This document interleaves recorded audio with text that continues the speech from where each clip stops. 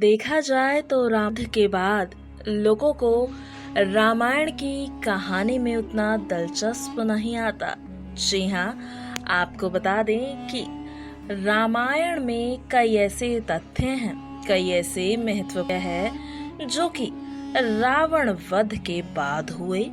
आपको बता दें कि जब रावण का वध हो गया तो उसके बाद मंदोदरी का क्या हुआ। जी हाँ, मंदोदरी जो कि रावण की पत्नी थी, उसका क्या हुआ रावण वध के बाद, इस बारे में पूरी तरह से बहुत ही कम लोगों को जानकारी है। जी हाँ, आपको बता दें कि मंदोदरी का विवाह विभीषण के साथ हुआ, लेकिन मंदोदरी ने विभीषण से विवाह क्यों किया, इसके बारे में आज हम आपको बताने जा रहे हैं। जी हाँ, पुराणों में एक कथा जो है वो बहुत ज्यादा प्रचलित है। मुताबिक मधुरा नाम की एक अप्सरा कैलाश पर्वत पर भगवान शिव की तलाश में पहुंची।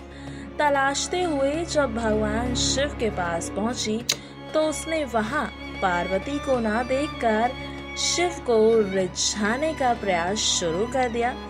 जब कुछ समय के बाद वहां पर पार्वती आई तो उन्होंने मधुरा के शरीर पर शिव की भस्म को देखा और फिर उसके बाद तो पार्वती क्रोधित हो उठी। पार्वती श्राप दिया कि वो 12 साल तक मेंढक बनी रहेगी और कुएं में ही वास करेगी। मधुरा को अपनी गलती की कीमत चुकानी पड़ी और उसे 12 साल तक कष्ट सहना पड़ा। जिस समय ये सारी घटना घट रही थी उसी समय कैलाश पर असुर राजा मायासुर अपनी पत्नी के साथ तपस्या कर रहे थे।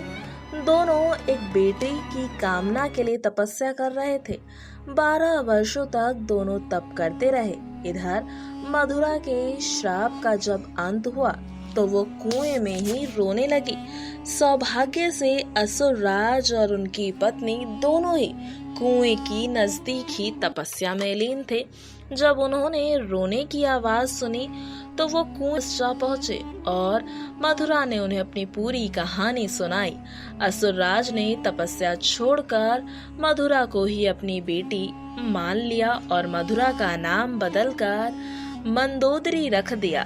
वहीं आगे की कहानी हम आपको बता दें तो असुरराज के महल में मंदोदरी को राजकुमारी का जीवन मिला।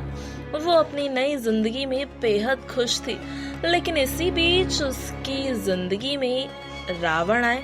मंदोदरी के पिता मायासुर से मिलने रावण पहुंचा। वहीं उसने मंदोदरी को देखा और उस पर मोहित हो गया।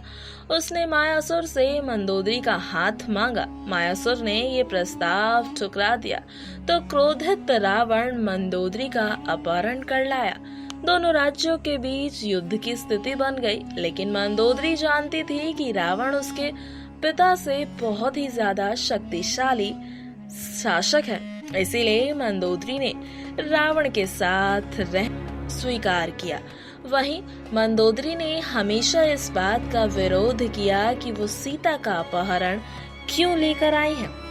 चलिए अब आपको उस कड़ी के बारे में बताते हैं कि आखिरकार रावण से मंदोदरी ने क्यों विवाह किया।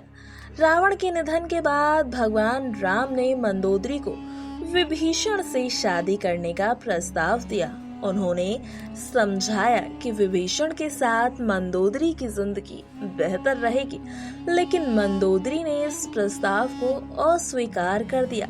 कहा जाता है कि इसके बाद एक बार भगवान राम, सीता और हनुमान दोनों के साथ समझाने पर मंदोदरी जो थी वो मान गई। तब मंदोदरी ने ये प्रस्ताव स्वीकार किया और तब जाकर विभीषण के साथ उनका खुद भगवान राम ने मंदोदरी को ये सलाह दी थी कि वो विभीषण से विवाह कर ले। उसके बाद ही मंदोदरी मानी थी। इसी तरह की रोमांचक कहानियां रोजाना सुनने के लिए हमारे चैनल को सब्सक्राइब करना ना भूलें। नेक्स्ट लाइन स्पिरिचुअल से आरती की रिपोर्ट।